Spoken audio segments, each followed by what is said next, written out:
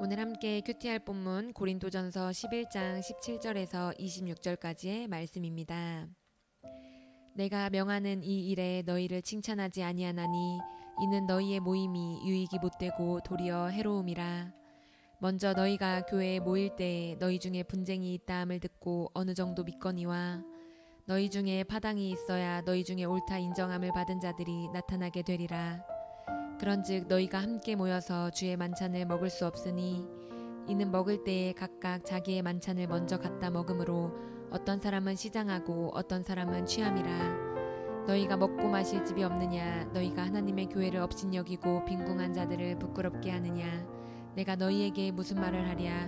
너희를 칭찬하랴? 이것으로 칭찬하지 않노라.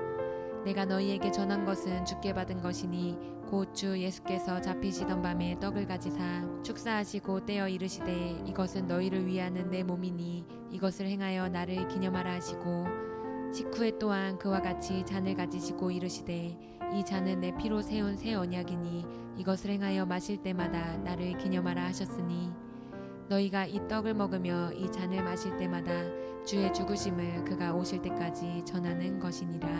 아멘. 오늘 본문은 고린도 교회 공예배 중에 나타났던 두 번째 문제에 대해 다루고 있는데요. 그 문제는 성만찬의 오용에 대한 문제입니다. 초대교회는 예수님의 가르침에 따라서 예배 요소 중에 성만찬이 필수로 거행되었습니다. 이 성만찬은 예수님을 향한 믿음을 더욱 고조시키고 동시에 성도끼리의 연합을 이루기 위한 목적으로 거행되었습니다. 그러나 고린도 교회 성도들의 성만찬은 오히려 예수님을 욕되게 하고 교회의 분열을 일으키고 있었습니다. 우리 17절과 18절 말씀 보겠습니다. 내가 명하는 이 일에 너희를 칭찬하지 아니하나니 이는 너희의 모임이 유익이 못되고 도리어 해로움이라. 먼저 너희가 교회에 모일 때에 너희 중에 분쟁이 있다함을 듣고 어느 정도 믿거니와. 그래서 바울은 17절에서 그들의 모임이 유익되지 못하고 도리어 해롭다고 말합니다. 심지어 바울은 그들이 예배 때 하는 성찬은 진정한 성찬이 아니라고 비난하는데요. 20절 말씀입니다. 그런즉 너희가 함께 모여서 주의 만찬을 먹을 수 없으니. 20절에 먹을 수 없으니라는 말은요, 부정의 의미입니다. 너희들이 함께 모여서 하는 주의 만찬은 주의 만찬일 수가 없는 것이다 라는 비난입니다. 그 이유는 그리고 다음과 같습니다. 21절 말씀입니다. 이는 먹을 때에 각각 자기의 만찬을 먼저 갖다 먹으므로 어떤 사람은 시장하고 어떤 사람은 취함이라. 어떤 무리들이 자기들끼리 먼저 애찬과 성찬을 하고 그리고 다른 무리들을 소외시켰기 때문이라고 바울은 말하고 있습니다.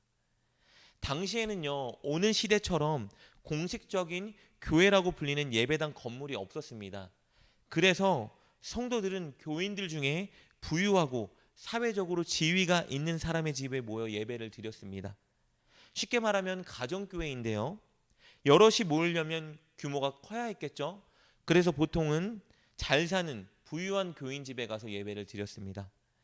그리고 그곳에서 예배를 드릴 때 성도들은 먼저 공동으로 식사를 했습니다.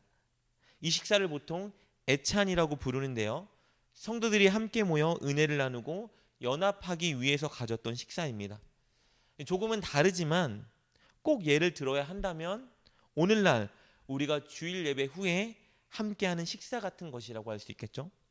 그런데 이 애찬을 성찬과 함께 진행했습니다. 그렇게 했던 이유는 예수님께서 십자가에 못 박히시 전날 밤 제자들과 마지막 식사를 하시면서 성찬을 명령하신 것에서 비롯되었습니다. 보통은 이 애찬을 한 후에 성찬이 진행되었다고 보지만 어떤 분들은 또 애찬과 성찬이 동시에 같이 진행되었다고 보기도 합니다. 식사를 하면서 떡을 떼고 포도주를 마시면서 성찬을 동시에 진행시켰다고 보기도 하는 것이죠. 어찌되었건 이 애찬을 위해서는 보통 성도들이 각자 집에서 음식을 가져와서 다른 성도들과 함께 나누어 먹었습니다. 그런데 여기서 문제가 발생했습니다. 부유하고 잘 사는 성도들은 비싸고 좋은 음식을 가져왔을 것이고 가난한 성도들은 음식을 준비해 오지 못하는 경우도 많았고요. 보통 갖고 온다고 해봤자 값싸고 보잘것없어 보이는 음식들을 가져왔습니다. 그런데 예배를 드리는 성도의 집 그 식당의 크기가 엄청 크진 않았기 때문에 부유한 성도들은 자기들끼리 그곳에 모여서 좋은 음식을 먼저 먹었고요. 반면에 가난한 사람들 혹은 노동을 끝내고 늦게 온 사람들은 안뜰에서 부유한 사람들이 먹다 남은 음식을 먹거나 혹은 자신들이 가져온 형편없는 음식을 나눠 먹어야 했습니다. 그러다 보니 부유한 사람들은 배불리 먹고 심지어 술에 취하는 경우도 있었고, 반대로 가난한 사람들은 먹지 못하고 배고픈 상황이 발생하고 있었던 것입니다. 교회 안에 보이지 않는 서열과 당이 만들어지게 된 것입니다. 당시 로마에서 성행했던 계급 구조가 교회 안에 그대로 자리를 잡게 된 것이죠. 그러나 주님의 교회에서는 남자와 여자, 유대인과 헬라인, 자유인과 종이라는 관계는 완전히 사라지고 모든 성도 한 사람 한 사람이 다 사랑받는 하나님의 자녀요, 존귀한 하나님의 형제 자매여야 했습니다. 그러나 고린도 교회에는 주 안에서 한 가족이라는 인식이 사라지고 있었던 것이죠. 그 결과 하나님의 교회는 사랑이 없다는 평가를 받게 되고, 교회 안에 가난한 자들은 수치를 느끼게 되었던 것입니다. 우리 22절 말씀입니다. 너희가 먹고 마실 집이 없느냐? 너희가 하나님의 교회를 업신여기고 빈궁한 자들을 부끄럽게 하느냐? 내가 너희에게 무슨 말을 하랴? 너희를 칭찬하랴? 이것으로 칭찬하지 않노라. 바울은 이렇게 잘못된 행위를 저지르고 있는 성도들을 일깨워주기 위해서 성찬의 참 의미가 무엇인지 다시 한번 그들에게 가르쳐 줍니다. 우리가 잘 아는 것처럼 떡을 떼는 행위는 우리를 구원하기 위해서 매맞아 찢기신 예수님의 몸을 기념하고 그 은혜에 감사를 표하는 행위이고, 그리고 포도주를 마시는 행위는 우리를 구원하기 위해서 십자가에서 흘리신 예수님의 보혈을 기념하며 감사하는 행위입니다. 우리 23절부터 25절까지 말씀 보겠습니다. 내가 너희에게 전한 것은 주께 받은 것이니 곧 주께서 잡히시던 밤에 떡을 가지사 축사하시고 떼어 이르시되 이것은 너희를 위하는 내 몸이니 이것을 행하여 나를 기념하라 하시고, 식후에 또한 그와 같이 잔을 가지고 이르시되 이 잔은 내 피로 세운 새 언약이니 이것을 행하여 마실 때마다 나를 기념하라 하셨으니. 예수님은 특별히 십자가에서 흘리신 피로 우리에게 새 언약을 이루셨습니다. 새 언약은 예레미야 33장 31절로 33절에 약속된 것인데, 이것은 우리에게 순종할 수 있는 마음, 새 마음을 주셔서 우리가 하나님의 말씀에 마땅히 순종할 수 있는 존재로 만들어 주시겠다는 약속이었습니다. 예수님이 십자가에 달려 죽으시고 부활 승천하셔서 우리에게 성령을 보내주셨고, 마침내 우리가 하나님의 말씀에 순종할 수 있는 존재로 만들어 주신 것입니다. 이 새 언약을 받은 사람은 새로운 주의 백성이 된 것입니다. 혈통, 성별, 사회적인 위치와 지위에 상관없이 예수님을 믿으면 모두가 평등하고 존귀한 한몸 공동체인 주님의 백성, 새 언약 공동체가 된 것입니다. 이것을 성찬을 통해 기념하는 것입니다. 그래서 바울은 떡을 떼어 먹을 때마다 성도의 연합을 기억하라고 명령했습니다. 고린도전서 10장 17절에 기록된 것처럼 떡은 예수님의 몸을 상징하고, 몸은 성도들의 공동체 모임인 교회를 상징하고, 성도 한 사람 한 사람은 그 몸을 이루는 지체를 상징하는 것입니다.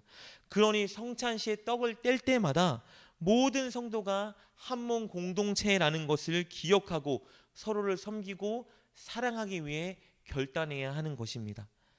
이렇게 성도들은 성찬의 진정한 의미를 되새기고 그 의미를 실천하면서 우리를 위해 죽으신 예수님의 은혜를 전해야 하는 것입니다.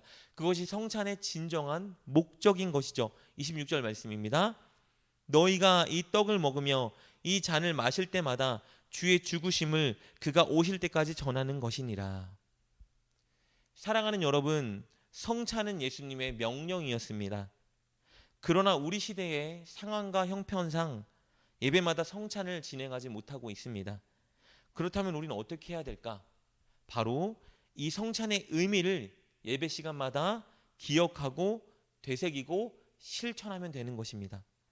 성찬의 의미를 실천하는 것은 새 언약 백성답게 살아가는 것입니다. 그것은 늘 하나님의 말씀에 순종하고 동시에 교회 공동체를 내 몸처럼 여기고 사랑하는 것입니다. 아무리 예배에 잘 참석하고 헌금 생활을 잘하고 날마다 기도한다 하여도 교회 공동체를 향한 마음과 기도 그리고 헌신과 사랑이 없다면 그것은 무언가 잘못된 신앙인 것입니다.